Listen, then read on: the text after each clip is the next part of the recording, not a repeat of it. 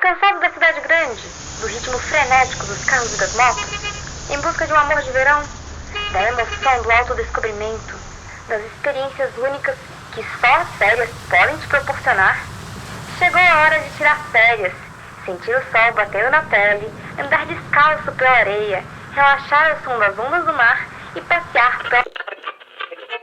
E esse look só sai por R$ 29,99. Isso mesmo, só R$ 29,99. Esse vestido de verão é a roupa perfeita para as suas férias.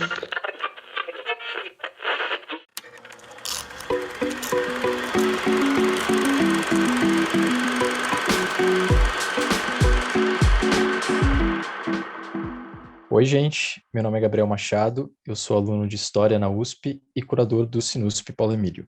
Oi, eu sou Guilherme Guedes, eu sou aluno do Audiovisual, eu também sou da curadoria. Olá a todos, ouvintes. Meu nome é Iago Matheus, eu sou aluno do curso de Audiovisual e curador no Sinusp também. Sejam muito bem-vindos ao Sinusp em Casa, podcast do Sinusp Paulo Emílio, o cinema universitário da USP. Hoje a gente vai falar um pouquinho sobre a nossa última mostra de 2021, uma mostra de curta chamada Como Era Gostoso Meu Verão. A nossa mostra ocorre dos dias 29 de novembro a 19 de dezembro de 2021 e ela é composta por 13 filmes de diversos países, de diversos temas e diversos contextos, em que o verão, as férias e o ócio são o tema principal. E a nossa ideia para a mostra surgiu muito dessa vontade de poder falar sobre o verão, falar sobre esse tempo de descanso, esse tempo de férias, esse tempo em que a gente está, assim, na faculdade a gente está no final do semestre, e esse desejo de poder descansar um pouco, esse desejo de poder esquecer um pouco das nossas preocupações do dia a dia, e a gente quis trazer isso para a mostra, pegar filmes que trouxessem um pouco essas questões de experiências que se dão no verão, experiências nem sempre necessariamente boas, mas experiências que só podem acontecer no verão, que são suscitadas por eventos ou situações que se dão nesse momento. E tem algo também na mostra que a gente buscou trazer, que é uma certa ideia de passado, especialmente no momento atual. A gente está em dezembro de 2021, ainda não saímos completamente da pandemia, especialmente você que está ouvindo no futuro, por algum motivo. Ainda não estamos em pandemia, então a gente tem esse desejo. Por mais que a gente tente ver o verão, nosso verão nunca vai ser exatamente igual ao verão que é retratado nesses filmes, pelo menos nesse momento. Então, tem essa ideia de olhar para o passado, ver como era o verão de algumas pessoas, as experiências que ele proporciona, e a gente traz isso no título, né? Como era gostoso meu verão. A gente está falando de algo que a gente não consegue ter nesse momento. Então, tem esse negócio um pouco nostálgico, um pouco de desejo de voltar para esse passado que nós não temos acesso nesse momento, mas em breve teremos, né? Eu acho que essa escolha temática, ela também tá bem refletindo em linha as escolhas da curadoria do Sinusp ao longo desse tempo de pandemia, né? Que as mostras do Sinusp se tornaram online. Então, como o Gui falou, essa coisa do verão, ela reflete esse desejo do externo, né? Tipo, implica-se nesse conceito de férias de verão, essa vivência externa que no momento para a gente está sendo impossibilitada, né? Eu acho que colocar essa mostra no fim do ano tem esse lado de, ok, fim do ano, férias, dezembro, é o momento em que as pessoas saem de férias, mas é também terminar esse ano de 2021 com esse desejo de que 2022 traga melhoras na situação global, né? E que essas férias de verão, elas possam ser concretizadas em algum tempo futuro também, né? Que é um pouco essa questão do título, né? Como era gostoso o meu verão, como eu gostaria de repeti-lo, como eu gostaria de vivê-lo de novo. E acho que a mostra é um pouco isso, assim, poder experienciar esses verões através desses filmes, os verões que a gente não pode ter. Legal a gente pontuar também que acaba sendo muito sintomático, né? A gente acaba se deparando com filmes com muito ambiente externo, com corpos se relacionando, que é algo que a gente não vê mais e que a gente não experiencia mais. Então, eu acho que acaba sendo muito sintomático, assim, justamente desse desejo que está sendo reprimido e mais reprimido, né? Então, ver corpos se relacionando, corpos em ambientes externos e gente correndo, pulando, dançando, fazendo qualquer coisa, acaba sendo muito sintomático justamente desse desejo que é quase universal, né? Quase não, Eu digo quase, na verdade, porque alguns países já estão meio que fazendo isso, né?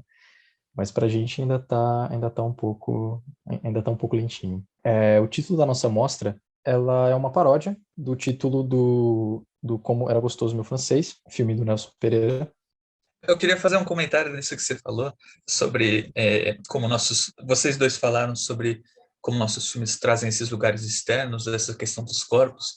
Eu acho muito interessante que quando a gente foi procurar os filmes, não necessariamente a gente falou, a gente quer um filme que seja assim, que mostre corpos entrando em contato, que mostre pessoas indo para um lugar especificamente assim. A gente falou, não queremos só filme de praia, não queremos só filmes vitaminados, entre aspas, que é uma palavra que a gente usou muito na nossa pesquisa, né? Mas acabou que, de certa forma, meio que sem querer, alguma coisa na gente meio que direcionou a gente para isso, nos atraiu para esse tipo de filme.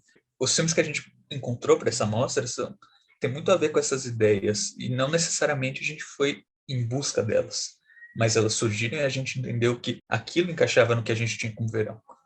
O que eu acho que é que um pouco condiz com essa ideia da gente rememorar esse verão que a gente não tem mais. Não são necessariamente férias idílicas que a gente vai encontrar, mas temos flashes do que a gente tem como uma ideia de férias, sabe? Eu acho que a própria curadoria encontrou seus desejos nessa pesquisa, né? Ou a gente imprimiu nossos desejos de um futuro nesses filmes, assim.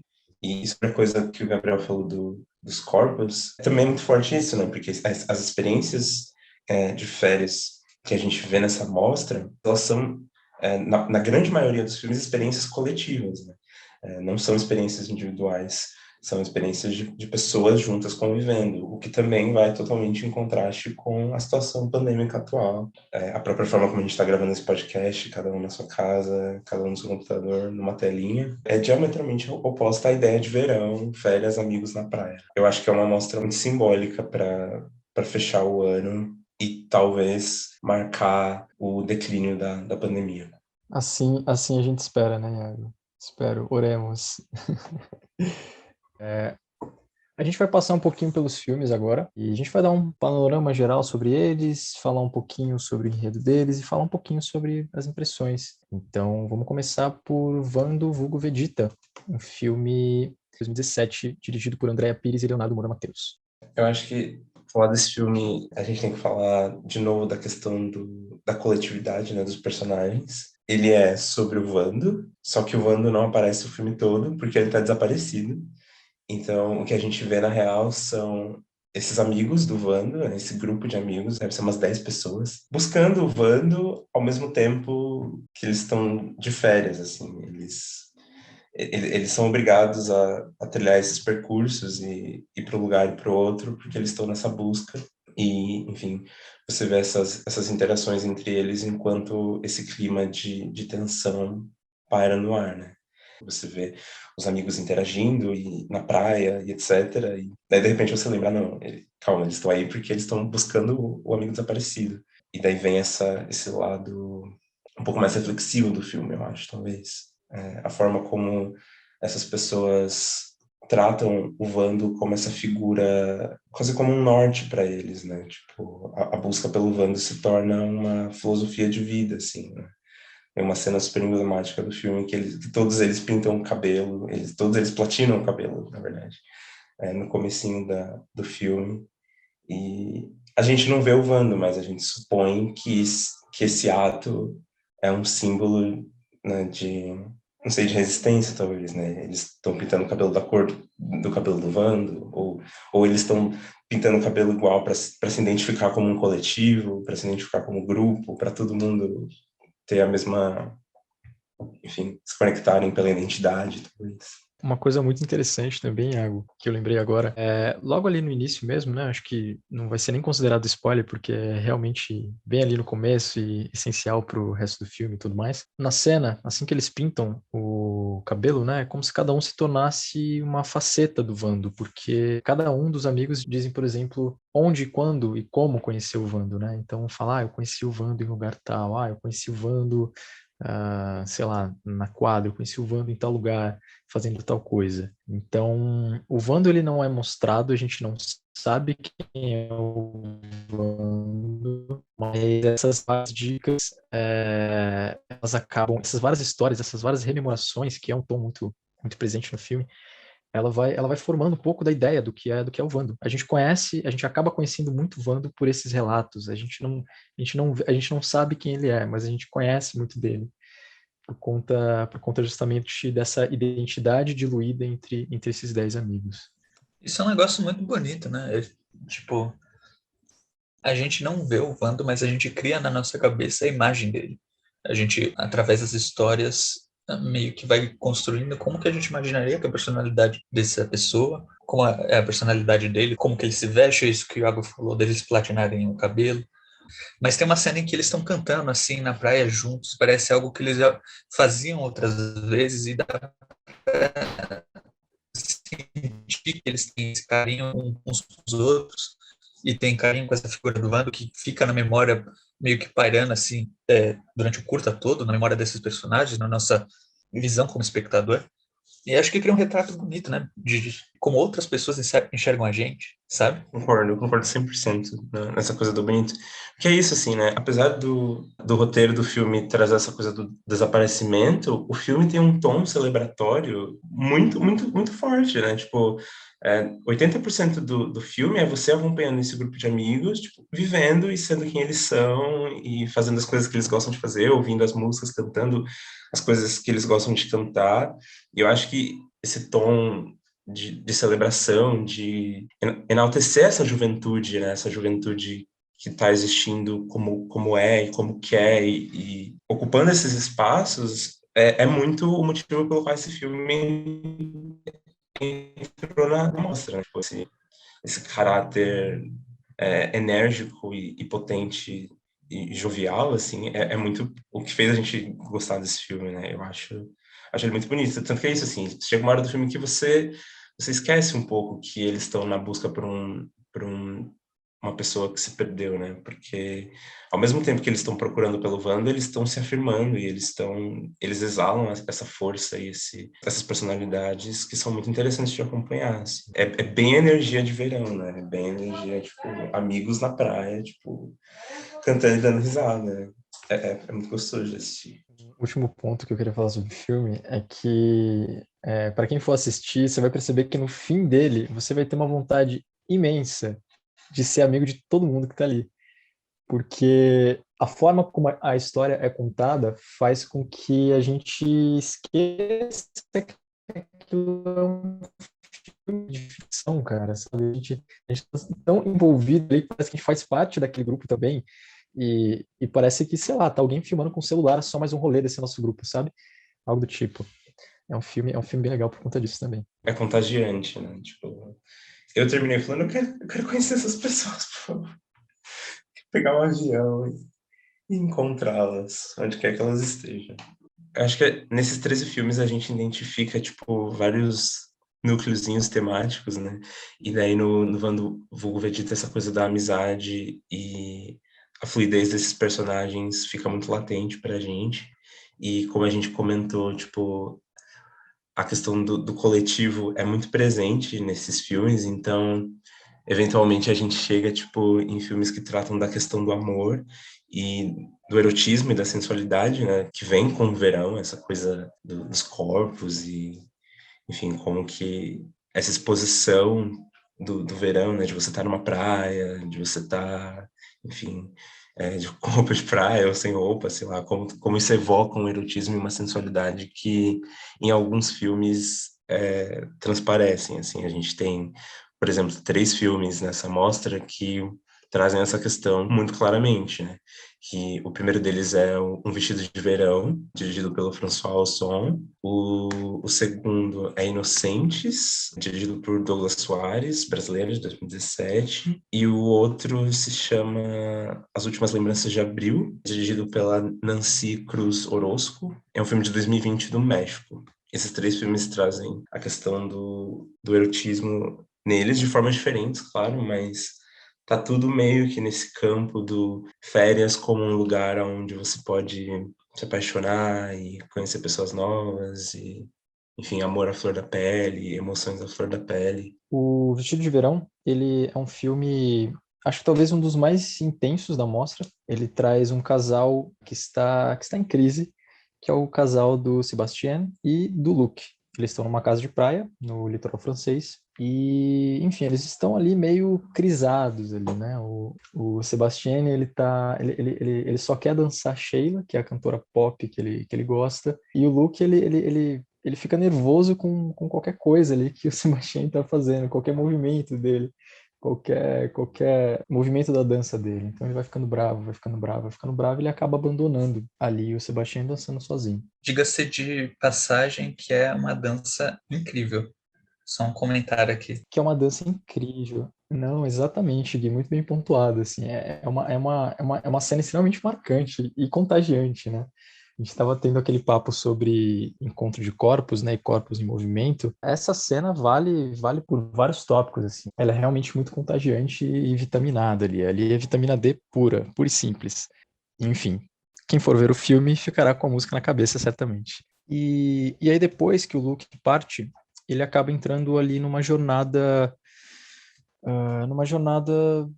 de autodescoberta e de autorreflexão também, meio que sem querer, né? Ele vai para a praia, ele vai nadar um pouco e tudo mais, e aí ele acaba entrando naquele lugar que a gente estava comentando, sabe? Do verão como um lugar de possibilidade. Então, ele acaba conhecendo ali uma mulher e eles transam, basicamente. E aí tá o ponto de virada da história. É muito difícil falar do filme sem dar um spoiler e tudo mais, mas o que dá pra gente tirar um pouco dele, assim, é justamente essa questão da efemeridade e essa fluidez da sexualidade que acaba acontecendo nesse filme. Como o Iago tinha comentado, o erotismo ele está muito presente na mostra em diversos filmes. Esse erotismo também está presente no Inocentes, que é um filme do Douglas Soares, e ele emula muito a obra do fotógrafo Alair Gomes, né? Que ele ficou famoso por causa das fotografias que ele fez na década de 70, 80, que eram muito relacionadas ao homoerotismo. Ele fotografava rapazes na praia e a obra dele consiste boa parte nisso. Eu acho muito interessante como esse filme ele emula o processo do Alair Gomes, né? Porque durante todo o filme a gente está ali nos olhos da câmera, nos olhos dessa pessoa que observa ali, e tem muito essa ideia de desejo dos corpos. A gente vê homens se exercitando ali na praia. Eu acho um recurso muito interessante para se pensar, porque também tem essa ideia que a gente relaciona ao verão, né? Suor, exercícios. Para quem viu o teaser da mostra, a música clássica do Marcos Valle, que é praticamente um hino dos anos 80, que também reforça essa ideia de quase um culto ao corpo, né? E o filme também tem essa dimensão, esse desejo do corpo, esse desejo do encontro dos corpos. E ele forma não é exatamente narrativo o filme, ele é um pouco mais experimental, se é que a gente pode colocar nessas palavras, né? Mas que meio que reflete um pouco o trabalho do Alair Gomes como fotógrafo, mas ele também não só fica nessa questão de desejo dos corpos que estão distantes, e a gente tenta aproximar com a imagem, mas como ele também proporciona ao final o encontro dos corpos, né?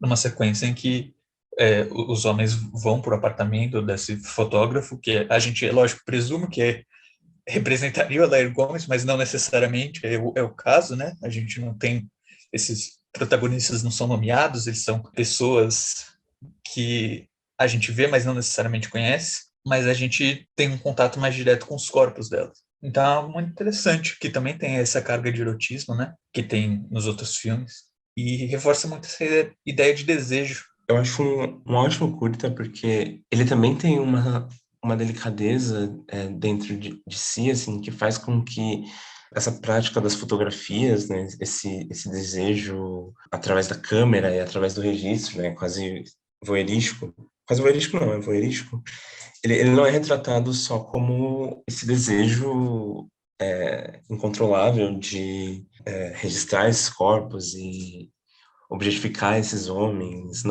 Ele não é retratado só como essa coisa predatória, né? ele é retratado como essa curiosidade desse espaço, né? Tipo, o filme ser na praia é muito importante, tipo, não são só pessoas andando por aí em qualquer lugar, assim. É essa curiosidade por esse espaço específico da praia, né? Onde esses corpos existem e transitam, e, enfim, essa semi-nudez é permitida, né, por contrato social, então vira um espaço único de, enfim, para observação desse fotógrafo, né? E eu acho que a sequência final, onde você tem esse encontro, é muito importante também, porque traz a questão do consenso, assim, né? O encontro ser permitido no final e o curta não ficar só nessa questão da distância, eu acho que é bem interessante, assim. Eu, pelo menos, não esperava que o curta fosse terminar assim, eu achava que seriam só as fotografias e só essa observação distanciada o tempo todo. Me surpreendeu muito quando no final eles se encontram, né? Até porque você não vê, o filme não mostra essas pessoas conversando, né? Essas pessoas combinando alguma coisa ou nenhum tipo de convite, assim, tudo é feito pela imagem. E quando você vê esses rapazes que estão ali na praia, eles já estão dentro da casa desse fotógrafo. É interessante a gente ver, então, que no fim o desejo ele é consumado, né? Ele não está só ali de janela indiscreta, né? No fim o desejo ele é consumado e é uma tônica muito, muito presente em outros filmes, como o próprio Últimas Lembranças de Abril, que a gente também tem uma certa conversa ali com o desejo reprimido, esse desejo se concretizando, mas sendo reprimido de novo, e esse vai e vem, que é o filme que o Iago tinha comentado mais cedo, né? É um filme mexicano, e que conta a história basicamente de duas amigas de infância, que agora elas estão se separando. Uma delas ela vai se mudar, vai para outra cidade e tudo mais. Só que o que acontece ali naquele filme é que a relação delas ela acaba sendo mostrada como mais profunda.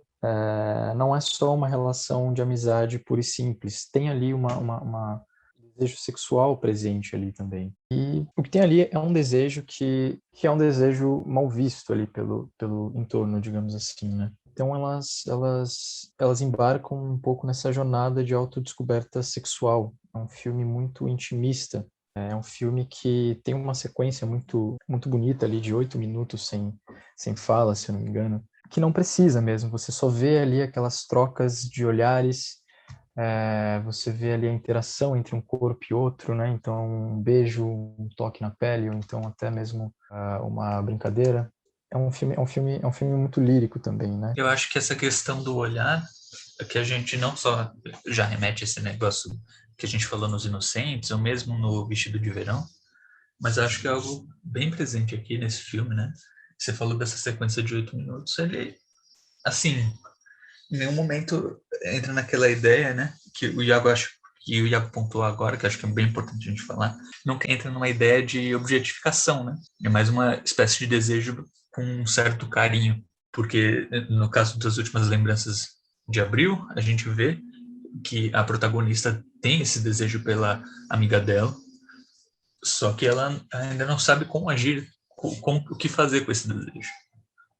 Então, aos poucos, a gente vai vendo esse sentimento crescendo, esse carinho que ela tem por ela, que culmina nessa sequência mais longa em que nada precisa ser dito, né? Tudo que é dito com os olhares. E eu acho isso muito bonito, acho muito interessante como o filme trabalha isso. E muitas vezes o filme também coloca a gente no lugar dela, sabe? Coloca alguns planos como se a gente estivesse em primeira pessoa, sabe? Eu acho bem interessante isso. E de novo a questão das possibilidades do verão, né? No Vestido de Verão, você tem a relação entre o casal que tá meio ruim, no momento ruim, e daí, totalmente do nada, ao acaso, o rapaz sai, encontra uma garota, fica com ela, volta para casa e, enfim, a chama da paixão que ele tinha pelo namorado se reacende, né? Eles terminam o curta muito melhor do que eles começaram. Na questão do Inocentes, esse encontro com esse cara da praia, esse estranho, né, na verdade, que você não sabe o nome, você não sabe quem é, você não sabe nada da vida dele, mas o que importa é esse momento propiciado por, enfim, esse espaço, né, tá no lugar certo na hora certa, e esse desejo que é atendido e consumado. E no As Últimas Lembranças de Abril é essa paixão que surge totalmente dessa circunstância, né? Então, é de novo o verão como esse lugar de muitas possibilidades. Seguindo nessa esteira sobre oposições, a gente vai ter mais 4 filmes que lidam bastante com isso, assim, que a gente chegou a chamar de verão possível, né? Que é justamente a oposição entre classes e a oposição entre regiões, né? Então, a gente tem o A Propósito de Nice, o filme do Jean Vigo, de 1930. É um filme que, enfim, tem seu nome escrito na história do cinema mundial por inovações técnicas e temáticas, basicamente, que foi super importante ali na época e tudo mais. E o A Propósito de Nice ele retrata, na verdade, né, é ali um conglomerado de fragmentos, se é que a gente pode voltar a usar essa palavra, sobre Nice, ali uma cidade ali na Costa Azul, ali na França, que sempre foi vendida como uma cidade turística, uma cidade bonita, uma cidade que satisfazia os desejos de uma aristocracia ou de uma burguesia. Só que ao mesmo tempo em que imagens de aristocratas são mostrados, né, imagens de aristocratas de terno e gravata na praia são mostradas, a gente tem em oposição imagens dos moradores de Nice. Então, de quem não está na praia, de quem está ali no subúrbio, de quem está ali trabalhando. E também é mostrada a oposição entre as formas de divertimento dessas duas classes, né? Então, você vê ali os diferentes jogos que cada um dos grupos vai jogar e as diferentes maneiras como eles vão se divertir, né? Que também é levado a cabo pela cena do carnaval, que é super bonita. E aí, em oposição, a gente tem o Balneário, filme turco, de 2010, dirigido pelo Merve Kayan e o Zeynep Dadak. Ele tem uma estrutura muito parecida com A Propósito de Nice, mas o que a gente vê no Balneário é um outro verão, é um verão mais subdesenvolvido. Então, a gente tem ali uma série de imagens de pessoas ou indo para a praia ou se divertindo em festas e, inclusive, várias dessas imagens a gente consegue estabelecer conexões, inclusive, com um verão brasileiro, né? Pelo fato de que, enfim, a gente também é um país subdesenvolvido. Então, tem uma cena, por exemplo, de várias pessoas assistindo a um jogo de futebol, passando na televisão, em um bar gigantesco, sabe? Tem uma feirinha noturna, tem um bailinho acontecendo, então é bem legal a gente ver justamente essa oposição entre classe social, entre espaço e formas de divertimento. Inclusive, eu acho muito interessante o do balneário, que é algo muito específico, mas me lembra muito, tipo, férias de verão na Praia Grande, quando você é criança. Que, tipo, você vai na praia cheia de gente, no final da tarde tem, tipo, uma feirinha que vende bugiganga. E você vai lá ver o que tem, aí tem um show, aí alguém vai querer ver o jogo. Então é muito interessante, porque é tipo um filme turco com uma realidade que não tem nada a ver com a nossa, imagino eu, né? Mas ao mesmo tempo a gente consegue encontrar esses paralelos, né? Então acho muito interessante poder observar isso. Sim, Gui. É bem outro ponto bem legal é a gente ver a quantidade de isopores no filme, assim, tem vários, sabe, você vê a galera, mano, levando comida de casa, assim, sabe, não é, não Total. é, não é nada polido, assim, sabe, cara, isso é total verão brasileiro, assim, isso é total fuga pra praia brasileira, sabe, levar um monte de cerveja no isopor, levar aquela marmitona recheada, aquela farofona pronta. É uma delícia, cara, é uma delícia. É um filme que, para quem for ver, com certeza vai conseguir estabelecer essas conexões e vai se sentir um pouquinho abraçado, assim, uma certa empatia ali com o verão turco. Recomendo muito assistir esse filme tomando uma cervejinha, inclusive, para entrar 100% no filme. Sem dúvida. Mas retomando a ideia de oposições, a gente tem mais dois filmes que trazem um pouco essa ideia, não dentro de si, mas quando a gente compara um com o outro. A gente tem o Skater Data, que é um filme de 65 dos Estados Unidos, que é um filme, assim, divertidíssimo. É um filme que lembra muito aqueles vídeos de skate dos anos 90, sabe? Em que eles filmavam competições do esporte dos jeitos mais malucos possíveis, né? E é um filme de 65 que traz a história desse garoto, que ele conhece uma garota, ele anda de skate com os amigos dele, e a menina anda de bicicleta, e surge um conflito nele, porque ele começa a se interessar pela garota, só que isso não é bem visto pelos amigos dele. Quase seria uma música do Charlie Brown, né? Mas assim, é um verão muito idílico, muito idílico. A gente vê essas cenas no subúrbio americano, tudo, sabe, muito idealizado, tudo muito perfeitinho. E por mais que seja divertido de se ver, não tem uma questão assim social no filme, de conflitos que eles têm. É mais esse retrato de crianças sem preocupações com o dia a dia. O que não deixa de ser interessante, mas é curioso notar isso, né?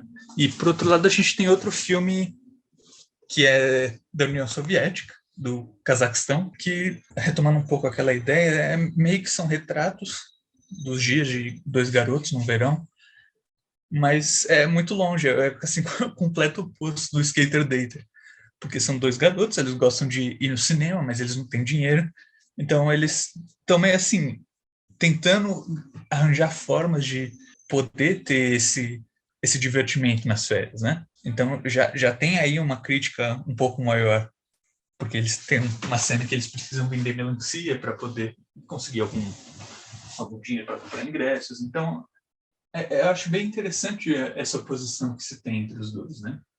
Ainda mais quando se trata de crianças. Acho que volta um pouco para aquela ideia de verão possível. Não, a gente tem esse verão perfeito, completamente americanizado, e no outro a gente tem esse verão que trata um pouco mais, não sei se eu diria realista, né, mas trata de uma visão um pouco diferente dessa que a gente teria como imaginária, sabe, essas férias de filme.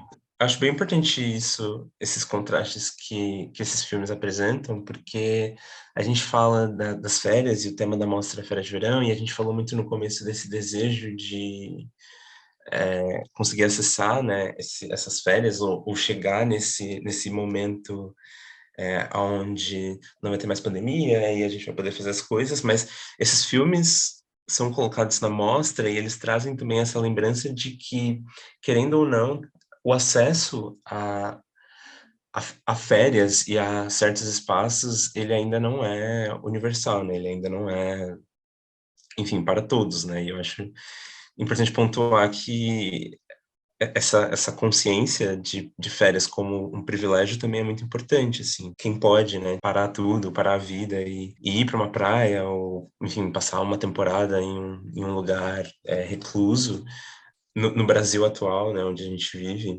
enfim, também tem essa questão que esses filmes trazem, né, enquanto os garotos de Skater Dater podem simplesmente passar o dia andando de skate para lá e para cá, nas ruas ensolaradas da onde eles moram, os garotos de July têm que, enfim, quase que começar a pensar em trabalhar, né, tipo, é um pré-trabalho, assim, que eles têm que começar a desenvolver, assim, se eles querem ter acesso aos locais de lazer que eles gostam, né? Que no caso de July, julho, é o cinema, né?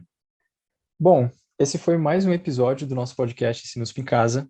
É bem facinho encontrar o Sinusp nas redes, é só pesquisar Sinusp lá no Instagram, no Facebook, a gente está no Letterboxd também, e no Spotify, claro, e usp.br/Sinusp. Lá você vai ter acesso à nossa mostra atual, que é o Como Era Gostoso Meu Verão, e as nossas mostras passadas. Lá tem todo o acervo, tudo que já passou.